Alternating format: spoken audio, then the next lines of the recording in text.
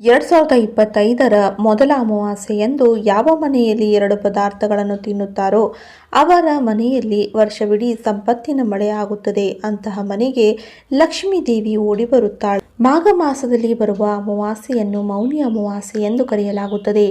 ಈ ದಿನ ಮೌನ ಉಪವಾಸವನ್ನು ಆಚರಿಸುವುದಕ್ಕೆ ವಿಶೇಷ ಮಹತ್ವವಿದೆ.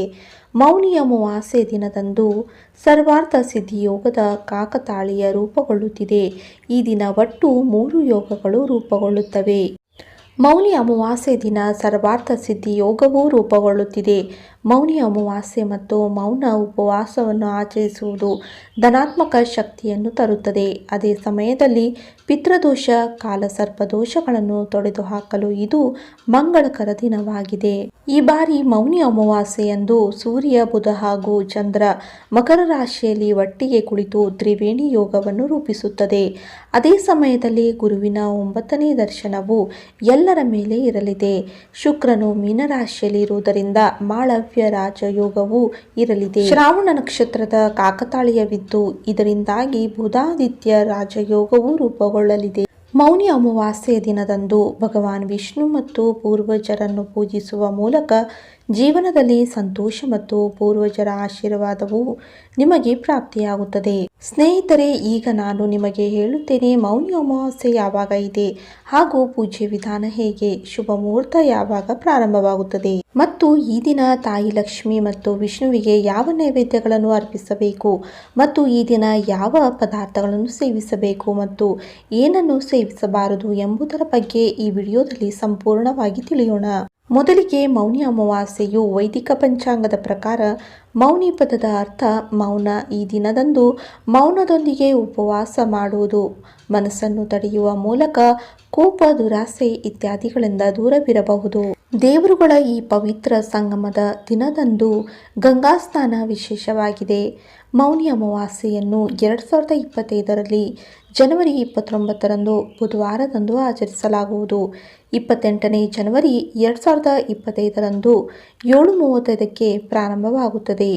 29 ಜನವರಿ 2025ರಂದು ಸಂಜೆ 6:05 ಗಂಟೆಗೆ ಕೊನೆಗೊಳ್ಳುತ್ತದೆ. ಸ್ನೇಹಿತರೆ, ಈಗ ಮೌನಿ ಅಮಾವಾಸ್ಯೆಯಂದು ವಿಷ್ಣು ಮತ್ತು ತಾಯಿ ಲಕ್ಷ್ಮಿಗೆ ಯಾವ ನೈವೇದ್ಯವನ್ನು ಅರ್ಪಿಸಬೇಕು ಎಂಬುದನ್ನು ನೋಡೋಣ.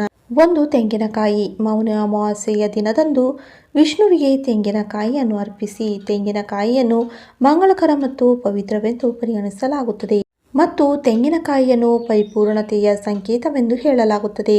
ವಿಷ್ಣುವಿನ ಪೂಜೆಯಲ್ಲಿ ತೆಂಗಿನಕಾಯಿಗೆ ವಿಶೇಷ ಪ್ರಾಮುಖ್ಯತೆ ಇದೆ, ಏಕೆಂದರೆ ಅದು ಸಮರ್ಪಣೆ ಮತ್ತು ಭಕ್ತಿಯ ಸಂಕೇತವಾಗಿದೆ.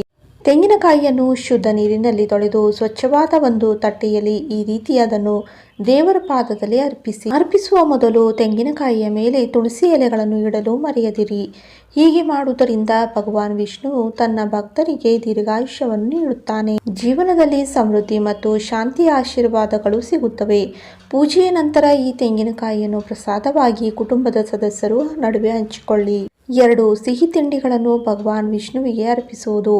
ವಿಷ್ಣು ದೇವರು ಆನಂದಿಸುತ್ತಾನೆ. ಸಿಹಿ ತಿಂಡಿಗಳನ್ನು ಅರ್ಪಿಸುವುದು ಶುಭ ಮತ್ತು ಫಲಪ್ರದವಾಗಿರುತ್ತದೆ ಎಂದು ನಂಬಲಾಗಿದೆ. ಈ ಮೌನಿ ಅಮಾವಾಸ್ಯೆ ದಿನದಂದು ಯಾವುದೇ ಸಾತ್ವಿಕ ಸಿಹಿ ತಿಂಡಿಗಳನ್ನು ತಯಾರಿಸಿ ಅದರ ಮೇಲೆ ತುಳಸಿ ಎಲೆಗಳನ್ನು ಇಟ್ಟು ವಿಷ್ಣುವಿಗೆ ಅರ್ಪಿಸಬೇಕು. ಜೊತೆಗೆ ವಿಷ್ಣು ಮಂತ್ರ ಪಠಣೆಯನ್ನು ಮಾಡಬೇಕು. ನಂತರ ಆ ಸಿಹಿ ತಿಂಡಿಗಳನ್ನು ಕುಟುಂಬದವರ ಜೊತೆ ಹಂಚಿಕೊಂಡು ತಿನ್ನಬೇಕು. ಇದನ್ನು ತುಂಬಾ ಶುಭ ಎಂದು ಹೇಳಲಾಗುತ್ತದೆ. ಇದು ಕುಟುಂಬದ ಸದಸ್ಯರಲ್ಲಿ ಸೌಹಾರ್ದತೆಯನ್ನು ಮೂಡಿಸುತ್ತದೆ ಹಾಗೂ ಮನೆಯಲ್ಲಿ ಶಾಂತಿ ಮತ್ತು ಸಮೃದ್ಧಿ ನೆಲೆಸಿರುತ್ತದೆ. ಮೌನಿ ಅಮಾವಾಸ್ಯೆ ದಿನ ಪಿತೃದೋಷ ನಿವಾರಣೆಗೆ ತಪ್ಪದೇ ಈ 5 ಕ್ರಮ ಅನುಸರಿಸಿ. 1. ಮೌನಿ ಅಮಾವಾಸ್ಯೆಯಂದು ಸ್ನಾನ ಮಾಡಿ ದಾನ ಮಾಡಿದ ನಂತರ ಶಿವನ ದೇವಸ್ಥಾನಕ್ಕೆ ತೆರಳಿ ಶಿವನನ್ನು ಪೂಜಿಸಬೇಕು. ಸದಾಶಿವ ಭಗವಂತ ಈ ಜಗತ್ತಿನ ಪಿತಾಮಹ. ಪೂಜೆಯ ನಂತರ ಪಿತೃದೋಷದಿಂದ ಮುಕ್ತಿ ಮತ್ತು ಜೀವನದಲ್ಲಿ ಸಂತೋಷ, ಶಾಂತಿ ಮತ್ತು ಪ್ರಗತಿಗಾಗಿ ಸದಾಶಿವನನ್ನು ಪ್ರಾರ್ಥಿಸಿ. ಶಿವನ ಕೃಪೆಯಿಂದ ಪಿತೃದೋಷದಿಂದ ಮುಕ್ತರಾಗಬಹುದು. 2. ಮೌನಿ ಅಮಾವಾಸ್ಯೆಯಂದು ಗಂಗಾ ಸ್ನಾನ ಅಥವಾ ಮನೆಯಲ್ಲಿ ಗಂಗಾಜಲವನ್ನು ನೀರಿನಲ್ಲಿ ಬೆರೆಸಿ ಸ್ನಾನ ಮಾಡಿ ಅದರ ನಂತರ ಎಲ್ಲ ಪೂರ್ವಜರನ್ನು ನೆನಪಿಸಿಕೊಂಡು ನೀರಿನಲ್ಲಿ ಕಪ್ಪು ಎಳ್ಳನ್ನು ಬೆರೆಸಿ ಅವರಿಗೆ ತರ್ಪಣವನ್ನು ಅರ್ಪಿಸಬೇಕು. ಹೀಗೆ ಮಾಡುವುದರಿಂದ ಪಿತೃದೋಷ ನಿವಾರಣೆಯಾಗುತ್ತದೆ. 3 ಮೌನಿ ಅಮಾವಾಸ್ಯೆಯಂದು ಪೂರ್ವಜರ ಆತ್ಮತೃಪ್ತಿಗಾಗಿ ಪಿಂಡದಾನ, ಶ್ರಾದ್ದ, ಕರ್ಮ ಇತ್ಯಾದಿಗಳನ್ನು ಮಾಡಬೇಕು. ನಂತರ ಬ್ರಾಹ್ಮಣರಿಗೆ ಆಹಾರವನ್ನು ನೀಡಬೇಕು. ಪೂರ್ವಜರು ಕೂಡ ಇದರಿಂದ ಸಂತುಷ್ಟರಾಗಿ ಪಿತೃದೋಷದಿಂದ ಮುಕ್ತಿಯನ್ನು ಪಡೆಯಬಹುದು. 4 ಮೌನಿ ಅಮಾವಾಸ್ಯೆ ದಿನ ಪೂರ್ವಜರಿಗೆ ಅನ್ನ ಸಂತರ್ಪಣೆ ಮಾಡಿ ಶ್ರಾದ್ದವನ್ನು ಮಾಡಿದ ನಂತರ ಆಹಾರವನ್ನು ನಾಯಿ ಮತ್ತು ಕಾಗೆಗೆ ನೀಡಬೇಕು. ಪೂರ್ವಜರು ತಮ್ಮ ಆಹಾರವನ್ನು ಈ ಮೂಲಕ ಸೇವಿಸಿ ತೃಪ್ತರಾಗುತ್ತಾರೆ.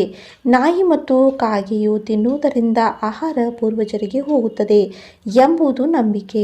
5 ಮೌನಿ ಅಮಾವಾಸ್ಯೆಯಂದು ಪಿತೃದೋಷ ನಿವಾರಣೆಗೆ ಸಂಜೆ ದೇವಸ್ಥಾನದ ಬಳಿ ಇರುವ ಅರಳಿ ಮರದ ಬೇರಿಗೆ ನೀರು ಮತ್ತು ಹಸುವಿನ ಹಾಲನ್ನು ಅರ್ಪಿಸಿ ಅದರ ನಂತರ ಸಾಸಿವೆ ಎಣ್ಣೆ ದೀಪವನ್ನು ಬೆಳಗಿಸಬೇಕು.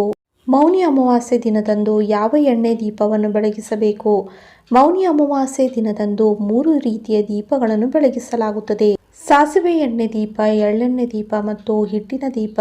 3 ದೀಪಗಳಲ್ಲಿ ಬೆಳಗಿಸುವುದರಿಂದ ಮೌನಿ ಅಮಾವಾಸ್ಯದಲ್ಲಿ ಶಿವ ಮತ್ತು ಪೂರ್ವಜರ ಆಶೀರ್ವಾದವನ್ನು ನಿಮಗೆ ಸಿಗುತ್ತದೆ. ಈ 3 ದೀಪಗಳನ್ನು ಹೇಗೆ ಬೆಳಗಿಸಬೇಕು ಎಂಬುದನ್ನು ತಿಳಿಯಿರಿ. 1. ಸಾಸಿವೆ ಎಣ್ಣೆ ದೀಪವನ್ನು ಹಚ್ಚಲು ಮಣ್ಣಿನ ದೀಪವನ್ನು ತೆಗೆದುಕೊಂಡು ಅದರಲ್ಲಿ ಹತ್ತಿಯ ಬತ್ತಿಯನ್ನು ತೆಗೆದುಕೊಂಡು ಸಾಸಿವೆ ಎಣ್ಣೆಯಲ್ಲಿ ನೆನೆಸಿ ನಂತರ ಅರಳಿ ಮರದ ಕೆಳಗೆ ಹೋಗಿ ಮೌನಿ ಅಮಾವಾಸ್ಯೆ ದಿನದಂದು ದೀಪವನ್ನು ಬೆಳಗಿಸಿ ಸಾಸಿವೆ ಎಣ್ಣೆ ದೀಪವನ್ನು ಅರಳಿ ಮರದ ಅಡಿಯಲ್ಲಿ ಬೆಳಗಿಸಲಾಗುತ್ತದೆ. ಇದು ಎಲ್ಲ ದೇವಾನುದೇವತೆಗಳ ಆಶೀರ್ವಾದವನ್ನು ನೀಡುತ್ತದೆ. 2. ಎಳ್ಳೆಣ್ಣೆ ದೀಪವನ್ನು ಬೆಳಗಿಸಲು ಮೌನಿ ಅಮಾವಾಸ್ಯೆ ದಿನದಂದು ಎಳ್ಳೆಣ್ಣೆ ದೀಪವನ್ನು 2 ಬಿಳಿ ಕಲವೆ ಅಥವಾ ಜನ್ಯು ಬೆಳಕಿನಿಂದ ಸುಡುವುದು ಶುಭವೆಂದು ಪರಿಗಣಿಸಲಾಗಿದೆ. ಇದು ಪೂರ್ವಜರು ಶಾಂತವಾಗಲು, ಸಂತೋಷವಾಗಿರಲು ಮತ್ತು ಕುಟುಂಬದ ಮೇಲೆ ಅವರ ಅನುಗ್ರಹವನ್ನು ತೋರಿಸಲು ಕಾರಣವಾಗುತ್ತದೆ. ಪಿತೃದೋಷವು ಸಹ ದೂರವಾಗುತ್ತದೆ. 3. ಹಿಟ್ಟಿನ ದೀಪವನ್ನು ಅತ್ಯಂತ ಪರಿಣಾಮಕಾರಿ ಎಂದು ಪರಿಗಣಿಸಲಾಗುತ್ತದೆ. ಮೌನಿ ಅಮಾವಾಸ್ಯೆ ದಿನದಂದು ಹಿಟ್ಟಿನ ದೀಪವನ್ನು ಮಾಡಿ ಗೋಧಿ ಅಥವಾ ಅಕ್ಕಿ ಎಂಬುದನ್ನು ನೆನಪಿನಲ್ಲಿಡಿ. ಅಲ್ಲದೆ ಬೇರೆ ಯಾವುದೇ ಹಿಟ್ಟಿನಿಂದ ದೀಪಗಳನ್ನು ಮಾಡಬೇಡಿ. ನಂತರ ಬತ್ತಿಯನ್ನು ತುಪ್ಪದಲ್ಲಿ ನೆನೆಸಿ ಹಿಟ್ಟಿನ ದೀಪದಲ್ಲಿ ಬೆಳಗಿಸಿ. ಇದು ಸಂತೋಷ ಮತ್ತು ಸಮೃದ್ಧಿಯನ್ನು ಹೆಚ್ಚಿಸುತ್ತದೆ. ಮೌನಿ ಅಮಾವಾಸ್ಯೆ ದಿನ ಸ್ನಾನಕ್ಕೆ ನೀರಿನಲ್ಲಿ ಏನು ಬೆರೆಸಬೇಕು? ಪ್ರಯೋಜನಗಳನ್ನು ತಿಳಿಯಿರಿ. 1. ಕರ್ಪೂರದ ಸಂಬಂಧವು ಶುಕ್ರ ಗ್ರಹದೊಂದಿಗೆ ಇದೆ. ಅಮಾವಾಸ್ಯೆ ತಿಥಿಯಲ್ಲಿ ಕರ್ಪೂರದ ನೀರಿನಲ್ಲಿ ಸ್ನಾನ ಮಾಡುವುದರಿಂದ ಸೌಂದರ್ಯವನ್ನು ಹೆಚ್ಚಿಸುತ್ತದೆ ಮತ್ತು ರಾಹು ಯಾವುದೇ ಅಡ್ಡ ಪರಿಣಾಮಗಳನ್ನು ಹೊಂದಿಲ್ಲ ಜ್ಯೋತಿಷ್ಯ ಹೇಳುತ್ತದೆ. ಅಂತಹ ಪರಿಸ್ಥಿತಿಯಲ್ಲಿ ಮೌನಿ ಅಮಾವಾಸ್ಯೆ ದಿನದಂದು ನೀವು ಕರ್ಪೂರ ಮಿಶ್ರ ನೀರಿನಿಂದ ಸ್ನಾನ ಮಾಡಬೇಕು. ಇದು ವಿಪರೀತ ಕಾಯಿಲೆಗಳನ್ನು ನಿಮಗೆ ಪರಿಹಾರವನ್ನು ನೀಡುತ್ತದೆ ಮತ್ತು ರಾಹು ಕಾರಣ ಅಥವಾ ಆರ್ಥಿಕ ಸ್ಥಿತಿಯಲ್ಲಿನ ಸಮಸ್ಯೆಗಳನ್ನು ಸಹ ನಾಶವಾಗುತ್ತದೆ. 2. ಮೌನಿ ಅಮಾವಾಸ್ಯೆ ದಿನದಂದು ಅರಿಶಿನದೊಂದಿಗೆ ನೀರಿನಲ್ಲಿ ಬೆರೆಸಿದ ಸ್ನಾನ ಮಾಡುವ ಮೂಲಕ ಗುರು ಜಾತಕದಲ್ಲಿ ಬಲಶಾಲಿಯಾಗಿದ್ದರೆ ಇದು ವೈವಾಹಿಕ ಜೀವನದಲ್ಲಿನ ಸಮಸ್ಯೆಗಳನ್ನು ತೊಡೆದುಹಾಕುತ್ತದೆ. ನಿಮ್ಮ ಪ್ರೀತಿಯ ವಿವಾಹದಲ್ಲಿ ಸಮಸ್ಯೆಗಳನ್ನು ಎದುರಿಸುತ್ತಿದ್ದರೆ ಅಥವಾ ಸಂಬಂಧದ ವಿಷಯವನ್ನು ಎಲ್ಲಿಯೂ ಮಾಡಲಾಗದಿದ್ದರೆ ನಂತರ ಮೌನಿ ಅಮಾವಾಸ್ಯೆ ದಿನದಂದು ಅರಿಶಿನ ನೀರಿನಿಂದ ಸ್ನಾನ ಮಾಡಿ. ಇದು ನಿಮಗೆ ಪ್ರಯೋಜನವನ್ನು ನೀಡುತ್ತದೆ. 3. ಲವಂಗವನ್ನು ಶನಿ ಮತ್ತು ಬುಧ ಗ್ರಹಗಳು ಪ್ರತಿನಿಧಿಸುತ್ತವೆ. ಒಂದು ಕಡೆ ಮೌನಿ ಅಮಾವಾಸ್ಯೆಯಂದು ಲವಂಗದ ನೀರಿನಿಂದ ಸ್ನಾನ ಮಾಡುವುದರಿಂದ ಶನಿದೇವನ ಆಶೀರ್ವಾದ ದೊರೆಯುತ್ತದೆ ಮತ್ತು ಅವನ ಹಿಮ್ಮುಖ ನೋಟವು ವ್ಯಕ್ತಿಯಿಂದ ದೂರವಾಗುತ್ತದೆ. ಮತ್ತೊಂದೆಡೆ ಬುಧ ಗ್ರಹದ ಮಂಗಳವನ್ನು ಸಹ ಪಡೆಯುತ್ತದೆ ಮತ್ತು ಬುದ್ಧಿವಂತಿಕೆ ಹಾಗೂ ಅದೃಷ್ಟವು ಸಹ ಪ್ರಕಾಶಮಾನವಾಗುತ್ತದೆ. ಇದಲ್ಲದೆ ಲವಂಗವನ್ನು ನೀರಿನಲ್ಲಿ ಸೇರಿಸಿ ಸ್ನಾನ ಮಾಡುವುದರಿಂದ ಕೆಟ್ಟ ಕಣ್ಣು ಅಥವಾ ನಕಾರಾತ್ಮಕ ಶಕ್ತಿ ನಾಶವಾಗುತ್ತದೆ. ಇವತ್ತಿನ ಈ ಉಪಯುಕ್ತ ಮಾಹಿತಿ ನಿಮಗೆಲ್ಲ ಇಷ್ಟವಾದಲ್ಲಿ ಲೈಕ್ ಮಾಡಿ, ಶೇರ್ ಮಾಡಿ ಹಾಗೆ ಸಬ್ಸ್ಕ್ರೈಬ್ ಮಾಡಿ. ಧನ್ಯವಾದಗಳು.